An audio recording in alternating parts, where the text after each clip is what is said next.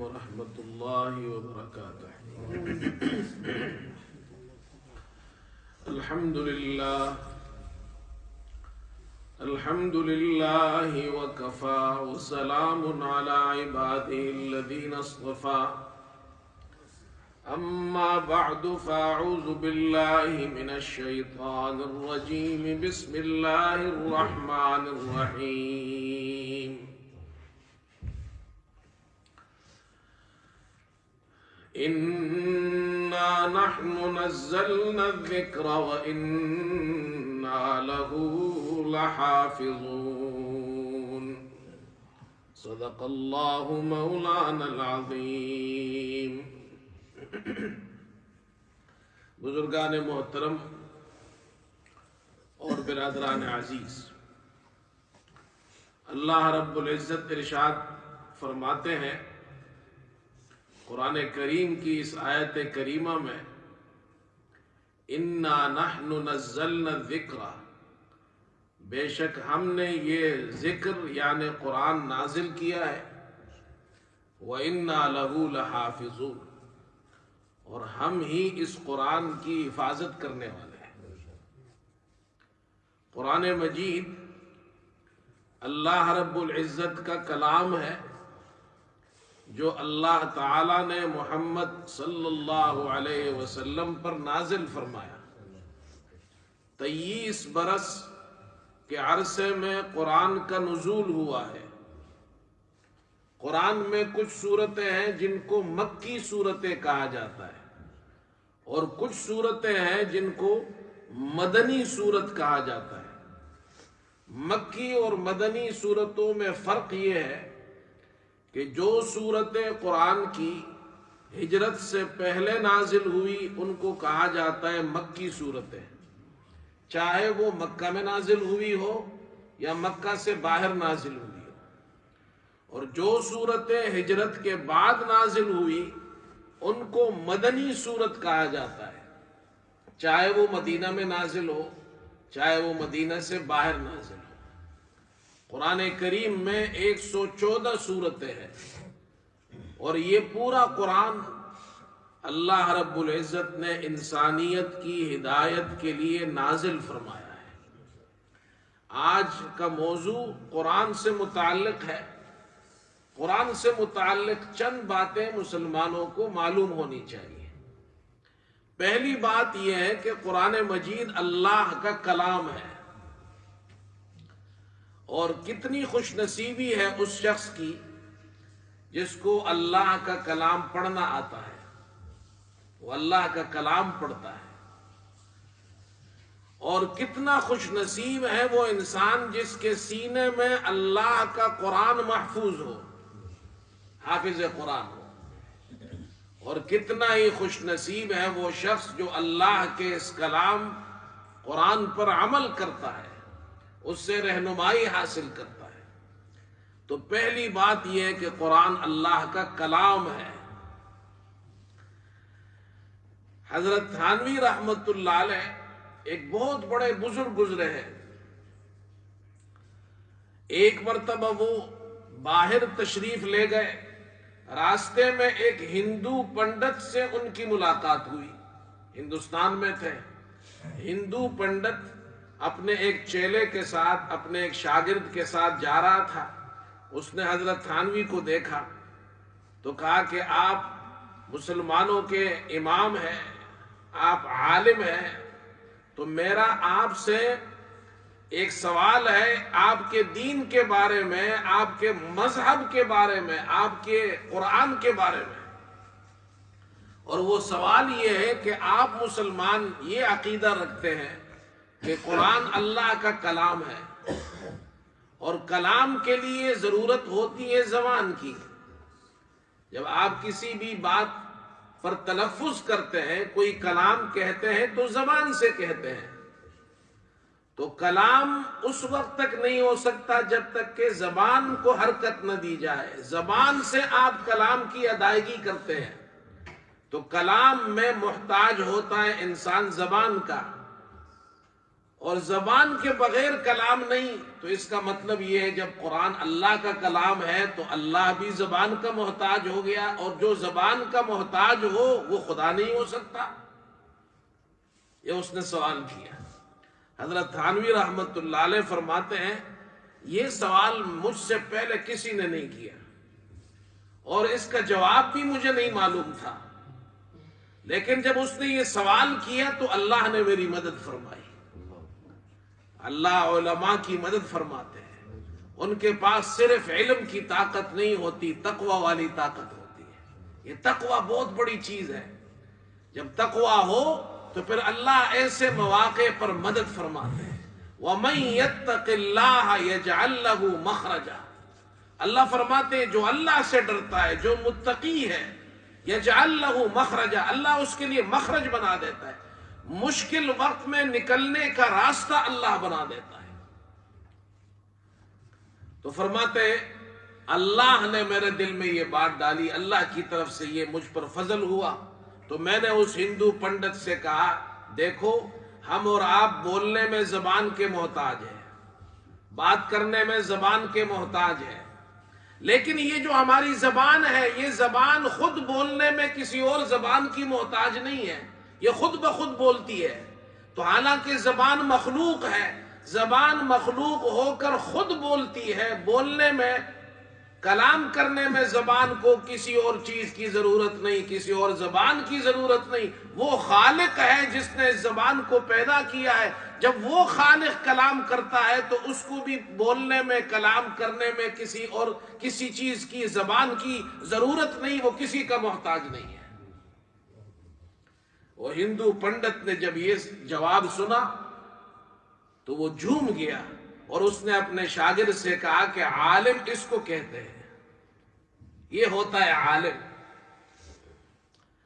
تو قرآن اللہ کا کلام ہے میرے دوستو، اور ہمارے لیے، اس امت کے لیے اللہ نے یہ قرآن بھیجا ہے، اور قرآن رسول کریم صلی اللہ علیہ وسلم کا معجزہ ہے۔ ہم یہاں انگلینڈ میں رہتے ہیں، یہ ہمارے بچے جوان ہیں، اسکولوں میں جاتے ہیں، کالجز میں جاتے ہیں، دوسرے لوگ غیر مسلم ہیں وہ ہمارے دین کے بارے میں سوال کرتے ہیں، تو اگر کوئی سوال یہ کرے، ہم یہاں بچوں کو یہ سکھاتے بھی ہیں، جوانوں کو، نوجوانوں کو بتاتے ہیں، اس لیے کہ معلوم ہو، کوئی سوال کرے مسلمان سے کہ محمد صلی اللہ علیہ وسلم کو تم اللہ کا نبی اور رسول مانتے ہو، ان کی نبوت اور رسالت کی کیا دلیل ہے؟ تو آسان جواب ہے، محمد صلی اللہ علیہ وسلم کی نبوت اور رسالت کی سب سے بڑی دلیل قرآن ہے، اس لیے کہ قرآن آپ کا معجزہ ہے۔ اللہ نے انبیاء علیہ السلام کو معجزات عطا فرمائے، اور معجزہ نبی کی نبوت کی دلیل ہوتا ہے، اس لیے کہ کوئی اس کا جواب نہیں دے سکتا۔ لیکن اللہ نے محمد صلی اللہ علیہ وسلم کو جو معجزہ عطا فرمایا ہے، اس معجزے میں اور گزشتہ انبیاء کے معجزات میں فرق ہے۔ گزشتہ انبیاء کو اللہ نے معجزات دیے، لیکن جب ان کا انتقال ہوا تو ان کا معجزہ بھی ختم ہو گیا۔ حضرت موسیٰ علیہ السلام کو اللہ تعالیٰ نے معجزہ عطا فرمایا، عصا اور لاٹھی کا معجزہ، وہ عصا اور وہ لاٹھی سانپ بن جاتی تھی۔ فرمایا وَمَا تِلْكَ بِيَمِينِكَ يَا مُوسَىٰ، وَمَا تِلْكَ بِيَمِينِكَ يَا مُوسَىٰ، قَالَ هِيَ عَصَايَ أَتَوَكَّأُ عَلَيْهَا وَأَهُشُّ بِهَا عَلَىٰ غَنَمِي وَلِيَ فِيهَا مَآرِبُ أُخْرَىٰ۔ اللہ تعالیٰ نے فرمایا اے موسیٰ تمہارے دائیں ہاتھ میں کیا ہے؟ حضرت موسیٰ علیہ السلام نے جواب دیا اے اللہ، ہی عصایا، یہ میری لاٹھی ہے، میں اس پر ٹیک لگاتا ہوں، اتوکئ علیہا، میں اس سے اپنی بکریوں کے لیے پتے جاڑتا ہوں، وَأَهُشُّ بِهَا عَلَىٰ غَنَمِي، اور فرمایا وَلِيَ فِيهَا مَآرِبُ أُخْرَىٰ، اس میں اور بھی بہت سے کام ہیں میرے لیے۔ اللہ تعالیٰ نے تو ایک سوال کیا، اس کا جواب یہ تھا کہ لاٹھی ہے، لیکن حضرت موسیٰ علیہ السلام نے 4 باتیں ارشاد فرمائی. یہ میری لاٹھی ہے، ہی عصایا اتوکأ علیہا، میں اس پر ٹیک لگاتا ہوں، واحش بہا علی غنمی، پتے جاڑتا ہوں بکریوں کے لیے، ولی فیہا معارب اخرى، اور بھی بہت سے کام کی چیزیں ہیں، اور بھی بہت سے فائدے ہیں. علماء نے لکھا ہے حضرت موسیٰ علیہ السلام نے اتنا لمبا جواب دیا، 4 باتیں ارشاد فرمائی، اور لمبا جواب اس لیے دیا کہ آج اللہ سے ہم کلامی کا مجھے شرف حاصل ہوا ہے، اللہ نے موقع دیا ہے اللہ سے ہم کلامی کا، لہذا اللہ سے ہم کلامی کا جب موقع ملا ہے تو میں زیادہ باتیں کروں. اللہ اکبر. یہ ان کا معجزہ تھا، لیکن جب ان کا انتقال ہوا تو ان کا معجزہ بھی ختم ہو گیا. پھر وہ لاٹھی سانپ نہیں بنتی تھی. اللہ تعالیٰ نے فرمایا قال القها یا موسیٰ فالقاها فاذا هي حیۃ تسعى، اے موسیٰ اس لاٹھی کو ڈال دیجئے. حضرت موسیٰ علیہ السلام نے جیسے ہی لاٹھی کو ڈال دیا تو وہ لاٹھی سانپ میں بدل کر دوڑنے لگی. قال خذها ولا تخف سنعيدها سيرتها الاولى، اے موسیٰ اللہ تعالیٰ نے فرمایا بے خوف ہو کر اسے پکڑ لیجئے، ہم اس کو یہ جو سانپ ہے، یہ جو لاٹھی سانپ بن گئی ہے، اس کو پہلی والی صورت میں دوبارہ لے آئیں گے. یہ معجزہ تھا ان کا. حضرت موسیٰ علیہ السلام کا انتقال ہوا، ان کا معجزہ بھی ختم ہو گیا. لیکن قربان جائیے، اللہ نے محمد صلی اللہ علیہ وسلم کو معجزہ عطا فرمایا، قرآن کا معجزہ، اور ایسا معجزہ ہے کہ کوئی اس قرآن کا مثل نہیں پیش کر سکتا، اور یہ ایسا معجزہ ہے جو قیامت تک باقی رہے گا. آپ دنیا سے تشریف لے گئے لیکن قرآن کا معجزہ قیامت تک کے لیے باقی ہے. اور اللہ نے قرآن پاک میں 3 چیلنج کیے ہیں. پہلا چیلنج فرمایا، اللہ اکبر، قُلْ لَئِنِ اجْتَمَعَتِ الْإِنسُ وَالْجِنُّ عَلَىٰ أَن يَأْتُوا بِمِثْلِ هَذَا الْقُرْآنِ لَا يَأْتُونَ بِمِثْلِهِ وَلَوْ كَانَ بَعْضُهُمْ لِبَعْضٍ ظَهِيرًا. اگر سارے انسان اور جنات جمع ہو جائے اور مل کر قرآن کا مثل لانے کی کوشش کرے، ایک دوسرے کی مدد کرے، تب بھی اس قرآن کی طرح کوئی کتاب اور کوئی اللہ کے کلام کے مقابلے میں کوئی کتاب نہیں پیش کر سکتے. پھر فرمایا دوسرا چیلنج، قرآن کا مقابلہ نہیں کر سکتے ہو، چلو 10 صورتیں ہی بنا کر لے آؤ. فَأْتُوا بِعَشْرِ سُوَرٍ مِثْلِهِ، اس قرآن کی طرح 10 صورتیں الم تر کیف سے والناس تک لے آؤ. وہ بھی نہیں لا سکے. اور آخری چیلنج فرمایا وَإِن كُنتُمْ فِي رَيْبٍ مِّمَّا نَزَّلْنَا عَلَىٰ عَبْدِنَا فَأْتُوا بِسُورَةٍ مِّن مِّثْلِهِ، اس قرآن کی طرح ایک سورتن، چھوٹی سی ایک سورت، سورہ کوثر، انا اعطیناک الکوثر، اس کا مقابلہ کرو، اس کی طرح ایک سورت بنا کر لے آؤ. اس کی طرح سورت بھی تم نہیں لا سکتے. یہ اللہ نے معجزہ عطا فرمایا محمد صلی اللہ علیہ وسلم کو، جو قیامت تک کے لیے باقی ہے. اس قرآن سے آج ہمارا کیا تعلق ہے میرے دوست؟ ہم نے تو اس قرآن کو رکھ دیا ہے، کبھی کبھی پڑھتے ہیں. علامہ اقبال فرماتے ہیں مسلمانوں نے قرآن کے ساتھ صرف یہ کیا ہے کہ جب کسی کا انتقال ہو تو سورہ یاسین پڑھتے ہیں کہ اس کی روح آسانی سے نکل جائے گی. اچھی بات ہے، جس کا انتقال ہو اس کے سرانے سورہ یاسین پڑھے، قرآن پڑھنے سے برکت ہوگی، روح نکلنے میں آسانی ہوگی. لیکن علامہ اقبال شکوہ کرتے ہیں، تورا حاصل ز یاسینش جزی نیست، تورا حاصل ز یاسینش جزی نیست، کہ تمہیں سورہ یاسین کا صرف اتنا فائدہ معلوم ہے کہ اس کے پڑھنے سے انسان آسانی سے مر جاتا ہے، بس اس کے علاوہ قرآن کو نہ تم پڑھتے ہو، سمجھتے ہو، نہ اس پر عمل کرتے ہو. تو راحا سلزه آسینش جزی نیست که از غم خواندنش اعصاب میری. اللہ اکبر. میرے دوستو، قرآن اللہ کا کلام ہے. قرآن کی تلاوت کرنی چاہیے. یہ قرآن کا حق ہے. قرآن کی تلاوت کرے، سمجھ کر کرے تو بہت اچھی بات ہے. قرآن کو پڑھے، اس کو سمجھے. لیکن اگر کوئی شخص قرآن کو پڑھتا ہے اور اس قرآن کا ترجمہ اسے سمجھ میں نہیں آتا، تب بھی اس کو ثواب ملتا ہے. آج کل کچھ لوگ پیدا ہو گئے ہیں، وہ کہتے ہیں جی قرآن کو اگر آپ ویسے ہی پڑھیں گے، سمجھتے نہیں ہیں تو کوئی ثواب نہیں ہے اس کا. تو ہمارے تو سارے دنیا کے مسلمان تو عرب نہیں ہیں، سب تو قرآن کو نہیں سمجھتے، ترجمہ پڑھ کر سمجھتے ہیں. تو اگر کوئی بغیر سمجھے قرآن کو پڑھ رہا ہے، تلاوت کر رہا ہے، تو کیا اس کو ثواب نہیں ملے گا؟ اور اگر کوئی نماز میں قرآن پڑھ رہا ہے، اس کو ترجمہ نہیں آتا، تو کیا اس کی نماز نہیں ہوگی؟ ثواب نہیں ملے گا؟ یہ ایک نئی کوئی فرقہ نکلا ہے، وہ لوگوں سے یہ کہتا ہے. سمجھنا قرآن کا ضروری ہے، لیکن اگر بلا سمجھے بھی کوئی قرآن کو پڑھتا ہے تو اس پر بھی ثواب ملتا ہے. دیکھیے حدیث میں آتا ہے، اس کی دلیل یہ ہے. آپ صلی اللہ علیہ وسلم نے ارشاد فرمایا: من قرأ حرفا من کتاب اللہ فلہ حسنہ والحسنۃ بعشر امثالها لا اقول الف لام میم حرف، الف حرف، لام حرف ومیم حرف. آپ نے فرمایا کہ جس نے قرآن کا ایک حرف پڑھا تو اس کو 10 نیکیاں ملتی ہیں ایک حرف پڑھنے پر.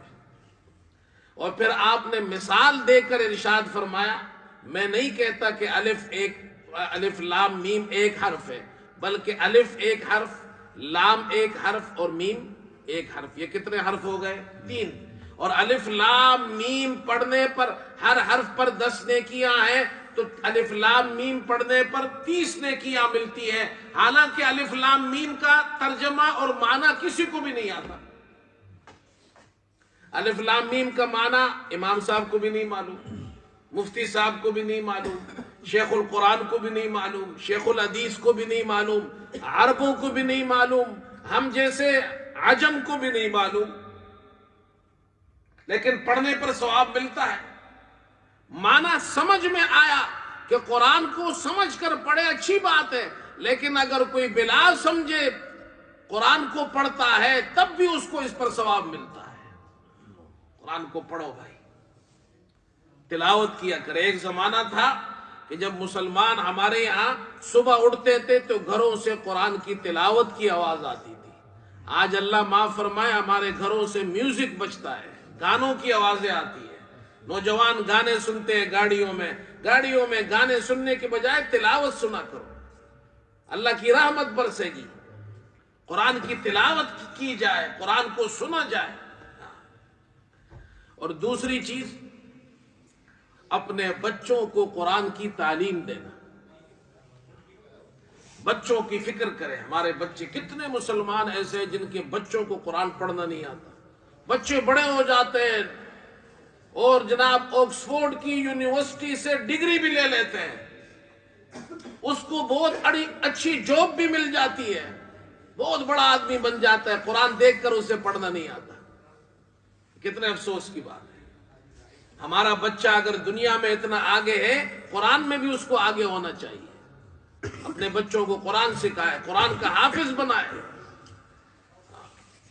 اور حافظ بننا کوئی مشکل نہیں ہے، بچے بچپن میں آسانی سے حفظ کر لیتے ہیں. جو بچے حافظ ہوتے ہیں وہ دنیاوی تعلیم میں بھی آگے ہوتے ہیں. اللہ ان کا ذہن تیز کر دیتا ہے. قرآن ایسی چیز ہے. حدیث میں آتا ہے، اللہ اکبر، رسول اللہ صلی اللہ علیہ وسلم نے ایک حدیث میں ارشاد فرمایا، میں جب حدیث پڑھتا ہوں تو حدیث کی بھی تلاوت کرتا ہوں، جیسے قرآن کی تلاوت کی جاتی ہے. جیسے میں نے ابھی حدیث پڑھی.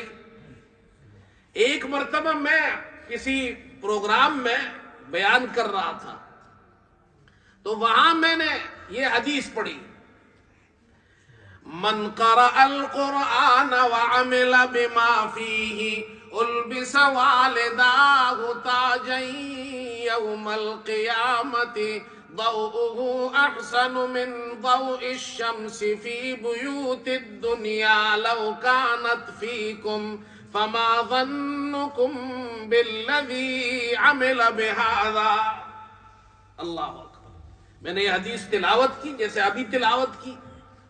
جب اس پروگرام میں میں نے یہ حدیث پڑھی اور اس کا ترجمہ یہ ہے جس نے قرآن کو پڑھا اس پر عمل کیا قرآن کا حافظ بنا تو اس کے والدین کو قیامت کے دن ایسا تاج پہنایا جائے گا جو تمہارے گھروں میں چمکتے ہوئے سورج سے زیادہ روشن ہوگا.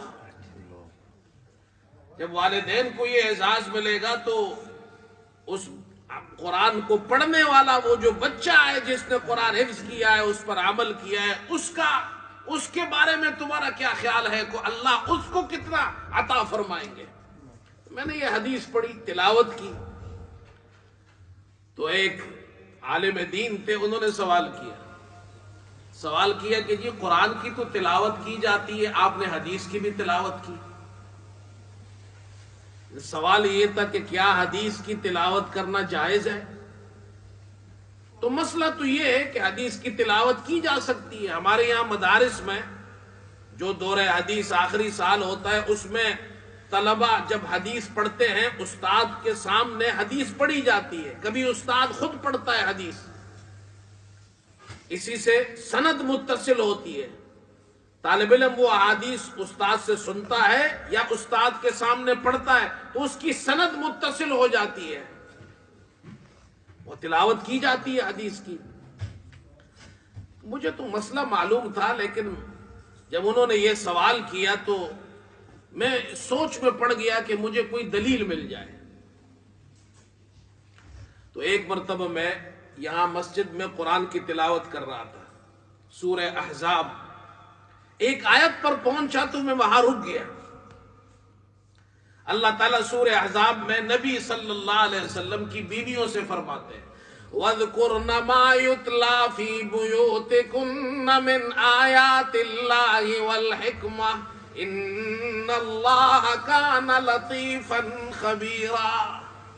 اللہ تعالیٰ نبی صلی اللہ علیہ وسلم کی بیویوں سے فرما رہے ہیں کہ تمہارے گھروں میں اللہ کی آیات یعنی قرآن کی آیتیں اور حکمت یعنی محمد صلی اللہ علیہ وسلم کی جو احادیث ہے اور جو سنتیں ہیں وہ احادیث اور آیات جو تمہارے گھروں میں تلاوت کی جاتی ہے ان کا ذکر کرتی رہو.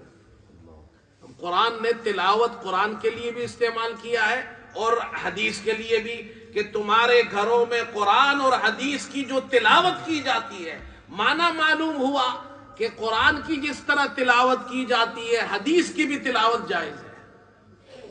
اور علماء نے لکھا ہے جس طرح قرآن کی تلاوت کرنے پر ثواب ملتا ہے حدیث کی تلاوت کرنے پر بھی ثواب ملتا ہے, اس لیے کہ قرآن میں دونوں کو تلاوت کہا گیا ہے. تو مجھے جب یہ جواب ملا تو بڑی خوشی ہوئی, تو اس لیے میں حدیث بھی جب تقریر میں بیان کرتا ہوں تو حدیث کی بھی تلاوت کرتا ہوں.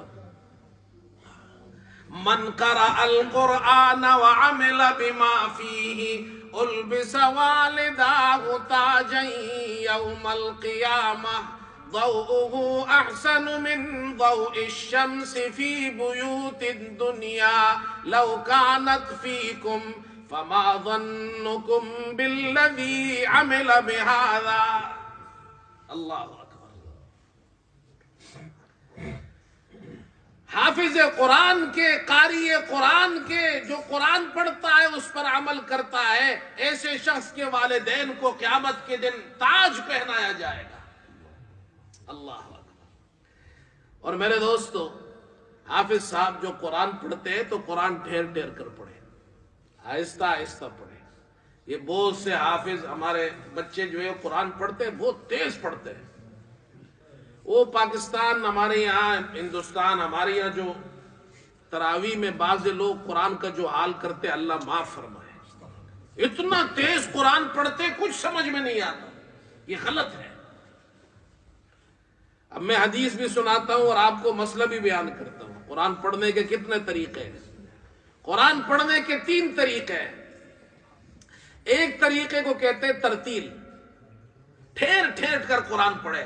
وَرَتِّلِ الْقُرْآنَ تَرْتِيلًا يَا أَيُّهَا الْمُزَّمِّلُ قُمِ اللَّيْلَ إِلَّا قَلِيلًا نِصْفَهُ أَوِ انقُصْ مِنْهُ قَلِيلًا أَوْ زِدْ عَلَيْهِ وَرَتِّلِ الْقُرْآنَ تَرْتِيلًا. اللہ تعالیٰ نے اپنے پیارے نبی سے فرمایا جب آپ رات کو تہجد کی نماز میں قرآن پڑھتے ہیں تو ٹھہر ٹھہر کر پڑھیں، ٹھہر ٹھہر کر قرآن پڑھیں. ترتیل کہتے ہیں اس کو، ٹھہر ٹھہر کر قرآن. اور یہ قراء حضرات کہتے ہیں ترتیل، ایک ہے ترتیل، ایک ہے حدر، ایک ہے تدویر. ترتیل ٹھہر ٹھہر کر پڑھے، اور جو بہت زیادہ ٹھہر کر پڑھتے ہیں جیسے قراء حضرات محفل میں تلاوت کرتے ہیں اس کو ترتیل کہا جاتا ہے.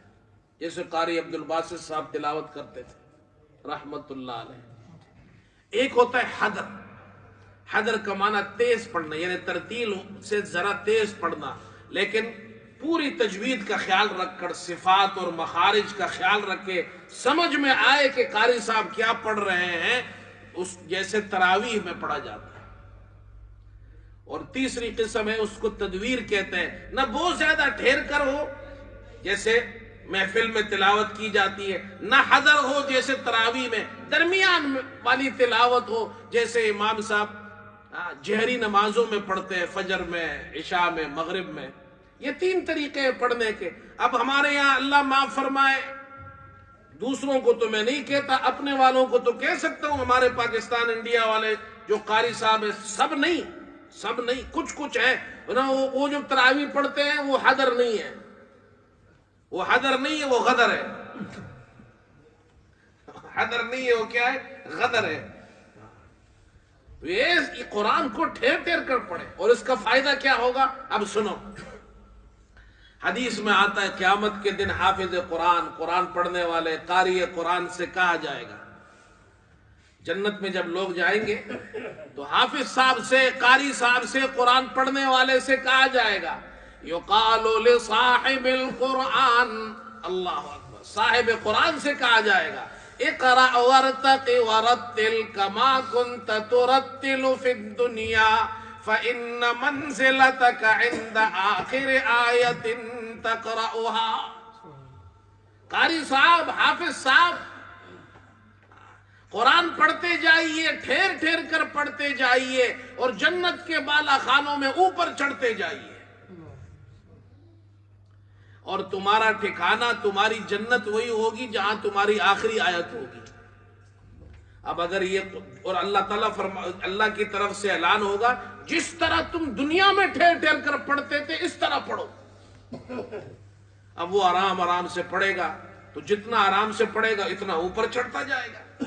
اور اگر جلدی پڑھے گا، 25 منٹ میں، 30 منٹ میں تراویح ختم کرنے والا قاری صاحب ہے تو اس کی جنت تو جلدی آ جائے گی. بات سمجھ میں آ رہی ہے؟ اور آہستہ آہستہ پڑھنے والا ہے تو وہ اور اوپر چڑھتا جائے گا، اور اوپر چڑھتا جائے گا.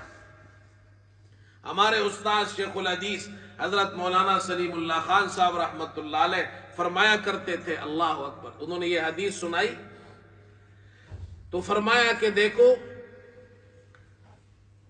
قاریوں کی، حافظوں کی عادت ہوتی ہے، عام مسلمانوں کی بھی ہے، جب قرآن تراویح میں ختم ہو سورہ ناس پڑھتے ہیں، عام مسلمان بھی ختم ہو سورہ ناس پڑھے تو ادھر ختم نہیں کرتے، بلکہ شروع سے سورہ فاتحہ اور الف لام میم ہم المفلحون تک پڑھتے ہیں. قرآن جب بھی ختم ہو تو مستحب ہے کہ وہاں سورہ ناس پر ختم نہ کرے، بلکہ اس کے ساتھ سورہ فاتحہ اور سورہ بقرہ کی ابتدائی آیات یہ پڑھ لے، مفلحون تک یہ پڑھی جاتی ہے. تراویح میں بھی ایسے ہی ہوتا ہے، عام مسلمان بھی ایسے ہی کرتے ہیں. یہ کیوں؟ تو ہمارے استاد شیخ الحدیث حضرت مولانا سلیم اللہ خان صاحب رحمت اللہ علیہ، انہوں نے ایک عجیب بات ارشاد فرمایا قیامت کے دن جب قاری قرآن سے اللہ تعالیٰ فرمائیں گے کہ تو قرآن پڑھتا جا اور جنت کی سیڑھیوں پر چڑھتا جا، جس طرح تو ٹھہر ٹھہر کر پڑھتا تھا اس طرح پڑھتا جا ٹھہر ٹھہر کر، جہاں آخری آیت ہوگی وہی تمہارا ٹھکانہ ہوگا۔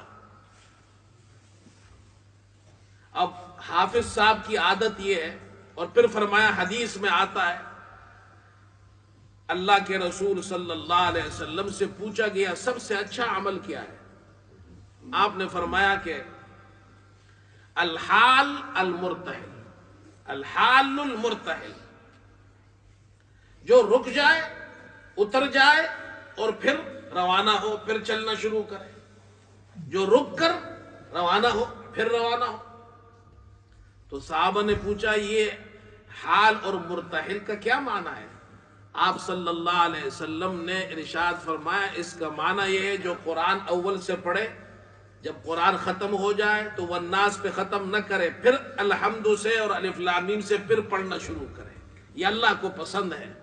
تو ہمارے شیخ فرماتے تھے جب حافظ صاحب جنت میں چڑھتا جائے گا، جب والناس پہ ختم ہوگا من الجنت والناس، تو اس کی عادت ہوگی الف لام سورہ فاتحہ سے پڑھنے کی، وہ پھر پڑھنا شروع کرے گا تو پھر اوپر چڑھتا جائے گا۔ دیکھو سنت پر عمل کرنے کا کتنا فائدہ ہے، اس کی جنت اور اونچی ہوتی جائے گی۔ اپنے بچوں کو قرآن سکھاؤ بھائی، قرآن سکھائیے اپنے بچوں کو، قیامت کے دن یہی قرآن کام آئے گا۔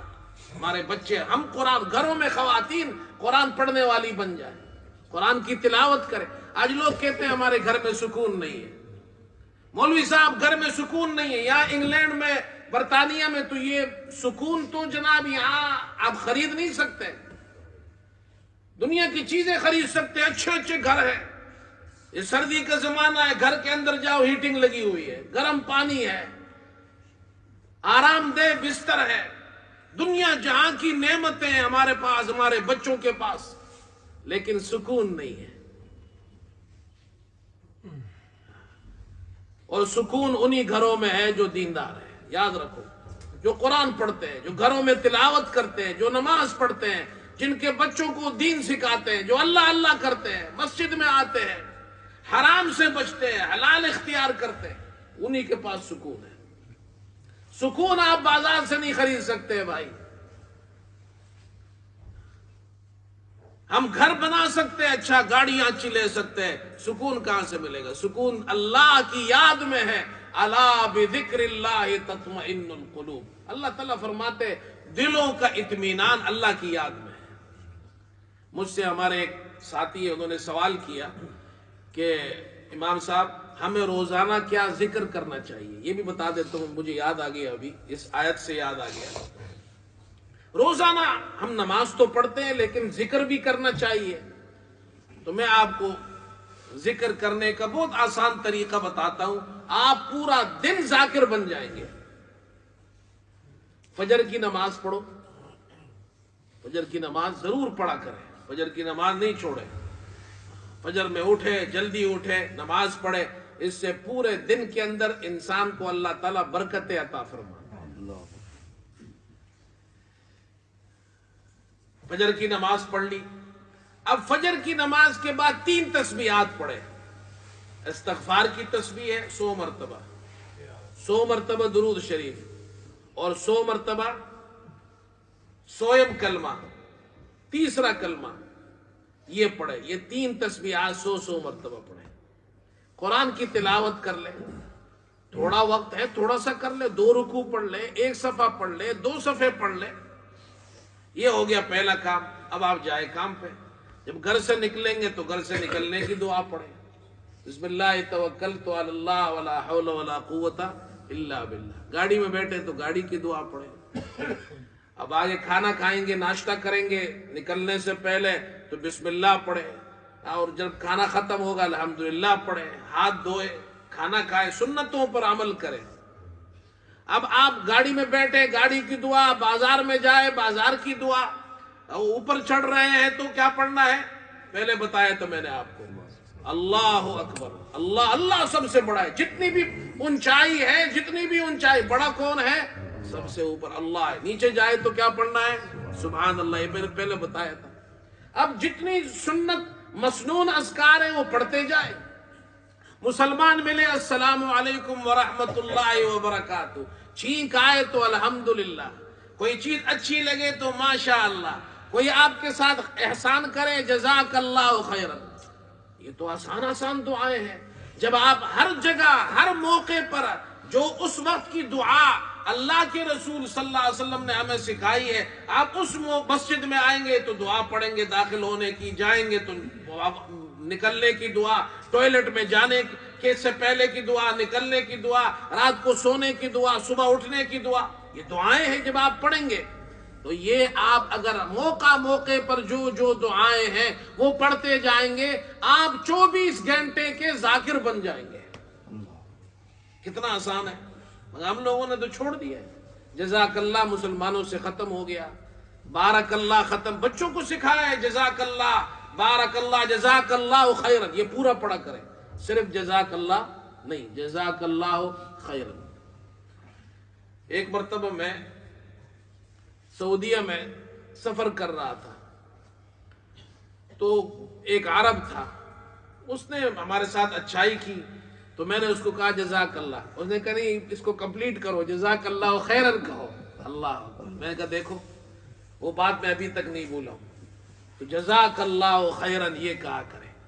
وقت جو موقع کی دعائیں ہیں وہ پڑھا کرے. جب آپ یہ پڑھیں گے آپ 24 گھنٹے کے ذاکر بن جائیں گے.